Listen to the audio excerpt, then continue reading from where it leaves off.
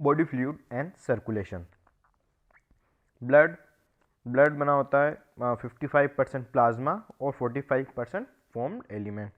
Plasma उसके अंदर 90 to 92% water होता है, बाकी 8% प्रोटीन होता है। प्लाज्मा के अंदर आयंस होते हैं, sodium, magnesium, calcium, bicarbonate, chloride, उसके अलावा glucose, amino acid and lipid. Plasma के अंदर और भी एलिमेंट होते हैं जैसे फाइब्रिनोजन, वो हेल्प करता है क्लोटिंग में। ग्लोबुलिन वो हेल्प करता है डिफेंस मैकेनिज्म में। एल्बुमिन वो हेल्प करता है ऑस्मोटिक बैलेंस के अंदर। प्लाज्मा से अगर क्लोटिंग फैक्टर हटा दें तो उसे हम कहेंगे सीरम, और क्लोटिंग फैक्टर क्या है, ये फाइब्रिनोजन। अब फॉर्म्ड एलिमेंट, इसके अंदर इरिथ्रोसाइट, ल्यूकोसाइट और प्लेटलेट्स, जो कि ब्लड का 45% बनाता है। इरिथ्रोसाइट होता है 5 से 5.5 मिलियन पर mm³ इन ब्लड। ये फॉर्म होता है रेड बोन मेरो के अंदर, और 12 to 16 gram of haemoglobin in every 100 ml of blood. तो 100 ml ब्लड के अंदर 12 से 16 ग्राम हीमोग्लोबिन होगा। इसकी जो इरिथ्रोसाइट या आरबीसी की लाइफ है 120 डेज, और उसके बाद ये स्प्लीन में जाकर डिस्ट्रॉय हो जाता है। ल्यूकोसाइट या डब्ल्यूबीसी 6000 से 8000 पर mm³ ऑफ ब्लड, ये है डब्ल्यूबीसी।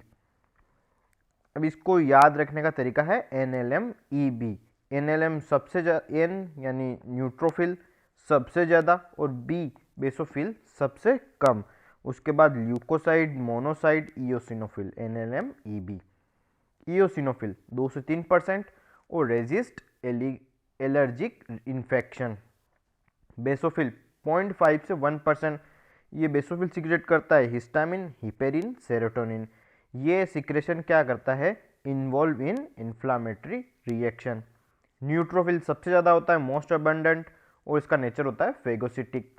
मोनोसाइट 6 से 8%, इसका भी नेचर होता है फेगोसिटिक।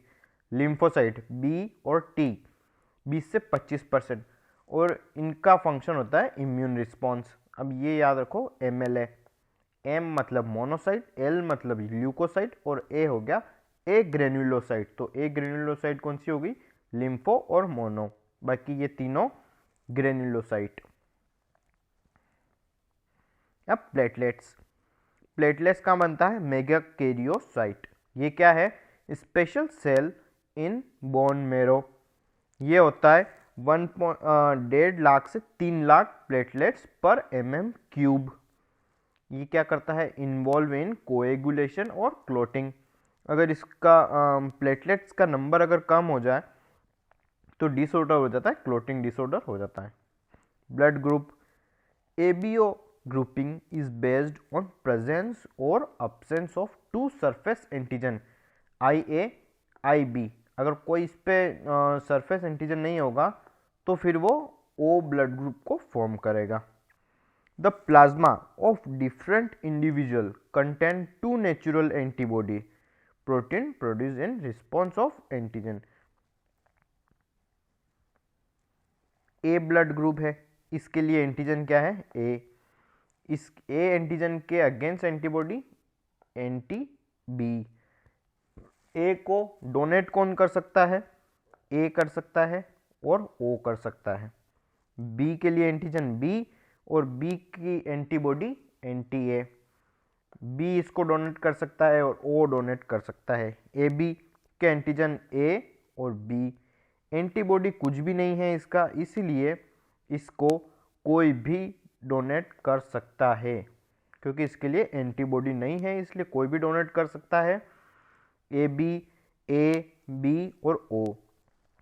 O के लिए एंटीजन कुछ भी नहीं है और एंटीबॉडी है A और B। अब A के लिए एंटीजन कुछ भी नहीं है, इसीलिए ये किसी को भी डोनेट कर सकता है। मतलब देखो, O किसी को भी डोनेट कर सकता है तो ये हो जाएगा यूनिवर्सल डोनर। A किसी से भी एक्सेप्ट कर सकता है तो ये यूनिवर्सल रेसिपिएंट। RH ग्रुपिंग, अगर RBC के ऊपर RH एंटीजन होगा, प्रेजेंट होगा, तो उसे कहेंगे RH पॉजिटिव, जो कि 80% पीपल के अंदर होता है। अगर RH एंटीजन नहीं है तो RH negative. If RH positive blood gives to RH negative, तो क्या होगा कि RH नेगेटिव जो पर्सन है इसके अंदर RH पॉजिटिव के अगेंस्ट एंटीबॉडी फॉर्म होगी। RH इनकम्पेबिलिटी क्या है कि RH नेगेटिव मदर है, RH पॉजिटिव फीटस है। अब RH negative mother and RH positive foetus, इनका जो ब्लड होता है वो सेपरेट होता है प्लेसेंटा के थ्रू, लेकिन but at time of delivery RH negative can be expose to RH positive, मतलब कि फीटस का RH पॉजिटिव ब्लड मदर के RH पॉजिटिव ब्लड से इंटरेक्ट कर सकता है, तो उस टाइम मदर के अंदर RH पॉजिटिव के अगेंस्ट एंटीबॉडी फॉर्म हो जाएगी। अब जब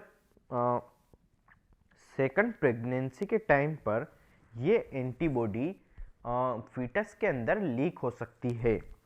उस लीक हो जाएगी तो क्या होगा कि जो फीटस की जो RBC है वो डिस्ट्रॉय करना शुरू कर देगी।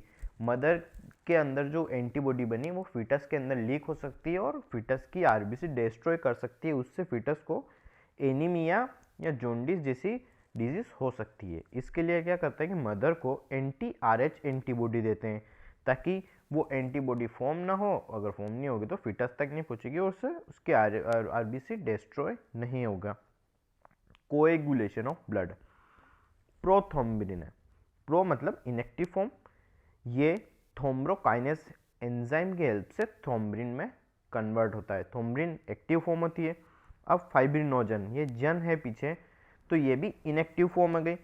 ये थ्रोम्बिन अब यहाँ पर एंजाइम का काम करेगा और इस फाइब्रिनोजन को फाइब्रिन में कन्वर्ट करेगा और ये फाइब्रिन क्लोटिंग के अंदर हेल्प करेगा। अब ये सारी प्रोसेस है जो एक दूसरे से लिंक है, लिंक्ड एंजाइमिक रिएक्शन, जिसे हम कहते हैं कैस्केड प्रोसेस। अब इस प्रोसेस में calcium ion play very important role in clotting.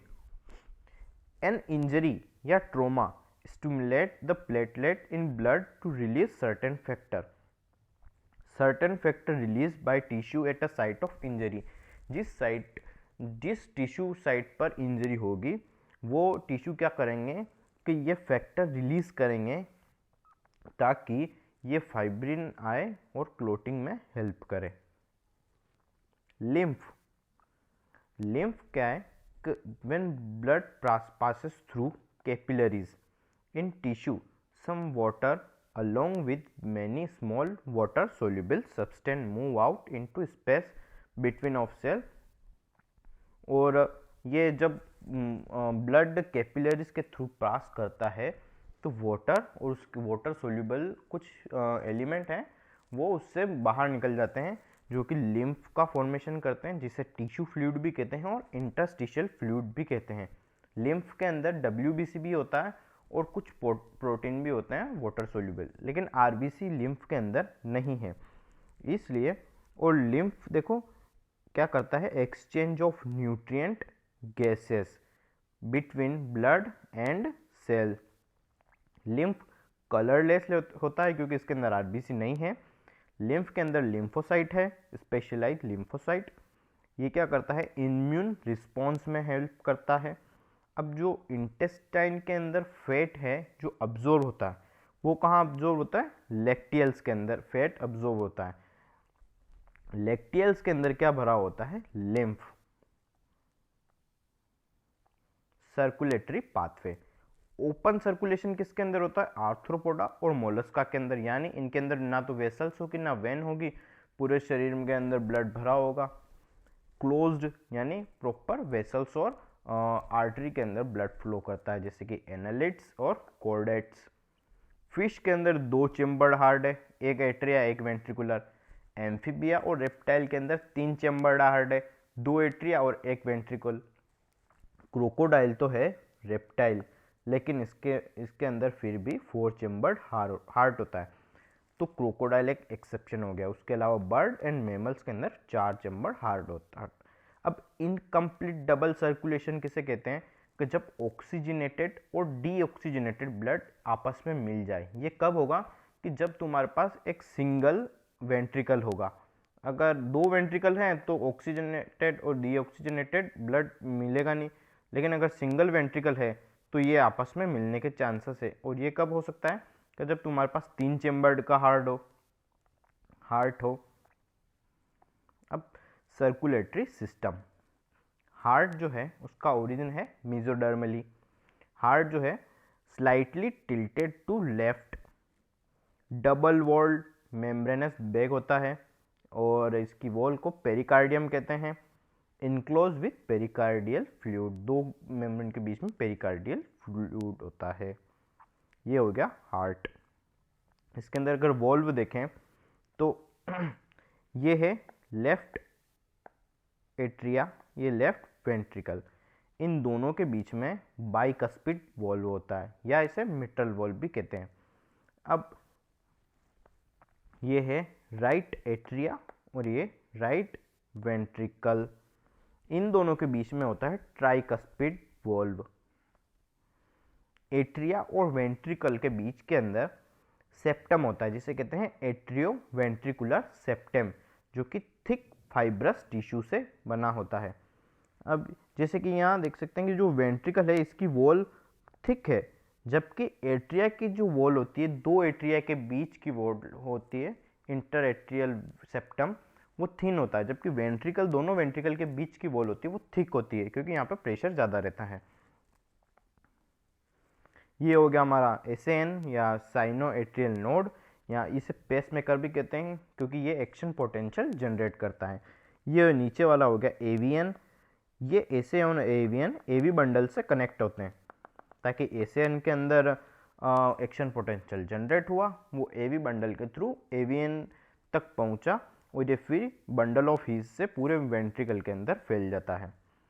अब एओर्टा और पल्मोनरी आर्टरी, एओर्टा निकलती है एओर्टा निकलती है लेफ्ट वेंट्रिकल से और पल्मोनरी आर्टरी निकलती है राइट वेंट्रिकल से। तो इनके अंदर जो वॉल होते हैं उसे सेमील्यूनार वॉल्व कहते हैं।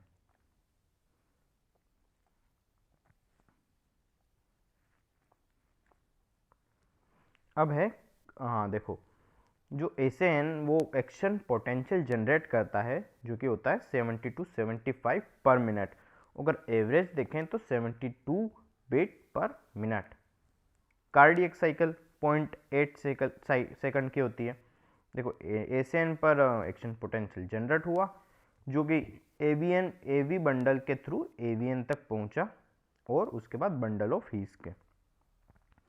ये लिखा है कि SN now generate action potential which stimulate both atria to undergo simultaneously contraction। अब जो एट्रिया के अंदर जो एट्रियल सिस्टोल होता है वो क्या करता है कि ब्लड फ्लो जो कि वेंट्रिकल के अंदर होता है वो 30% से इंक्रीज कर देता है।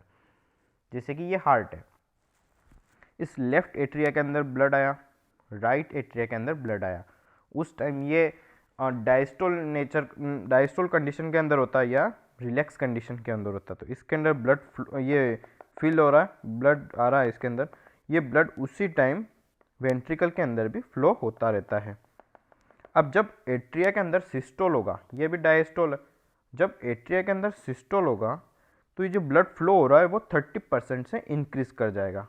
एट्रिया के अंदर सिस्टोल हुआ, ये वेंट्रिकल फिल अप हुए, प्रेशर इंक्रीज हुआ तो वेंट्रिकल के अंदर सिस्टोल होगा। अब वेंट्रिकल के अंदर सिस्टोल हुआ तो ये सेमील्यूनार वॉल है, ये ओपन हुए, ये सेमील्यूनार वॉल ओपन होंगे तो ये जो है ट्राइकस्पिड और ये बाइकस्पिड वॉल बंद हो जाएंगे ताकि ये ब्लड ये ऊपर फिर से एट्रिया के अंदर नहीं चला जाए। अब ये सेमील्यूनार वॉल ओपन हुए, यहाँ से एओर्टा में गया और ये पल्मोनरी आर्टरी के अंदर गया ब्लड। ये अब जब इसने सिस्टोल हुआ मतलब कॉन्ट्रैक्शन हुआ और उसके बाद ये डायस्टोल के अंदर आ गया, रिलैक्स कंडीशन के अंदर आ गया। ये भी डायस्टोल के अंदर है, रिलैक्स कंडीशन के अंदर है। तो जब ये दोनों रिलैक्स कंडीशन के अंदर हैं डायस्टोलिक कंडीशन है तो उसे कहेंगे जॉइंट डायस्टोल, जो कि होता है 0.4 सेकंड का। एट्रियल डायस्टोल होता है जो कि 0.7 सेकंड का, मतलब एट्रिया रिलैक्स कंडीशन के अंदर 0.7 सेकंड तक। एट्रियल सिस्टोल मतलब दोनों एट्रिया कॉन्ट्रैक्ट करेंगे तो 0.1 सेकंड का। अब वेंट्रिकुलर डायस्टोल 0.5 सेकंड और ventricular systole 0.3 second. Stroke volume क्या होता है कि पर सेकंड जो हार्ट है वो कितना ब्लड डिलीवर करता है, तो पर सेकंड जो हार्ट है वो 70 ml ब्लड डिलीवर करता है। कार्डियक आउटपुट कैसे मेजर करेंगे कि stroke volume into heart beat. Stroke volume 70 into heart beat 72, तो कार्डियक आउटपुट आ जाएगा 5000 ml यानी या 5 लीटर। फर्स्ट हार्ट की साउंड होती है जो वो लब होती है, और ये कब आती है कि क्लोजर ऑफ बाइकस्पिड और ट्राइकस्पिड वॉल्व होते हैं जो क्लोज होते हैं, तब उस टाइम पे first heart beat heart sound lub आती है। और सेकंड हार्ट साउंड कब उसे कहते हैं डब, जो कि कब आती है when closure of semilunar valve. ECG की जो मशीन होती है उसे कहते हैं इलेक्ट्रोकार्डियोग्राफ, और जो ईसीजी की रिपोर्ट आती है उसे कहते हैं इलेक्ट्रोकार्डियोग्राम। ये ईसीजी की वेव्स हैं। अब पी वेव किसे डिनोट करती है कि एक्साइटेशन या डीपोलराइजेशन ऑफ बोथ एट्रिया, मतलब कि जब दोनों एट्रिया कॉन्ट्रैक्ट करेंगे तो ये पी वेव उसे दर्शाएगी, मतलब दिखाएगी। अब ये है QRS कॉम्प्लेक्स। ये क्या है कि डीपोलराइजेशन ऑफ बोथ वेंट्रिकल या इनिशिएशन ऑफ वेंट्रिकुलर सिस्टोल या ventricular contraction. Then T wave की रीपोलराइजेशन ऑफ एट्रिया या एंड ऑफ सिस्टोल। अब ये पी वेव मतलब कि atria systole, atrial systole. QRS complex ventricular systole. T wave atrial diastole. अब इस QRS कॉम्प्लेक्स को अगर हम काउंट करें तो by counting QRS complex you can count heart beat. Double circulation, उससे पहले हम, ये एक आर्टरी है, इसका डायग्राम देखें। आर्टरी की जो सबसे बाहर वाली लेयर है उसे कहते हैं ट्यूनिका एक्सटर्ना, जो कि बनी होती fibrous connective tissue plus collagen fibre. Second layer होती है ट्यूनिका मीडिया, जो बनी होती है स्मूथ मसल से। तो बीच वाली layer tunica media smooth muscle से बनी होती प्लस इलास्टिक फाइबर। अंदर वाली लेयर होती है वो बनी होती स्क्वेमस एंडोथीलियम से, जिसे कहते हैं ट्यूनिका इंटीमा। ये आर्टरी का डायग्राम है। वेंस के अंदर क्या होता है, जो बीच वाली लेयर होती है ट्यूनिका मीडिया वो कंपेरेटिवली थिन होती है वेन के अंदर, और ये बीच वाली होगी ल्यूमेन।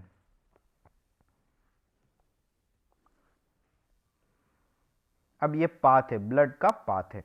जैसे ये लेफ्ट एट्रिया के अंदर ब्लड आया, जो कि लेफ्ट वेंट्रिकल के अंदर ब्लड गया, उसके बाद लेफ्ट वेंट्रिकल से एओर्टा में, एओर्टा से आर्टरीज के, आर्टरीज से आर्टीरियोल में, आर्टीरियोल से कैपिलरीज में, कैपिलरीज से टिश्यू के यहाँ। इस टाइम पर ये लिम्फ का फॉर्मेशन वो होता। अब टिश्यू से फिर से वेन्यूल्स में, वेन्यूल से वेंस में, वेंस से वीना केवा में, वीना केवा से राइट एट्रियम में, राइट एट्रियम से राइट वेंट्रिकल में, राइट वेंट्रिकल से पल्मोनरी आर्टरी, पल्मोनरी आर्टरी से लंग्स में, लंग्स से पल्मोनरी वेन में, और पल्मोनरी वेन से फिर से ये लेफ्ट एट्रियम में।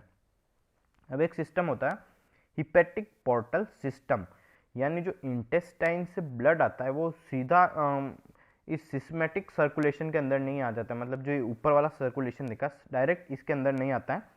इसमें क्या होता है, ब्लड फ्रॉम इंटेस्टाइन पहले लीवर को जाता है, उसके बाद ये ऊपर वाले सिस्मेटिक सर्कुलेशन के अंदर एंटर करता है। तो इस सिस्टम को हम कहते हैं हिपेटिक पोर्टल सिस्टम।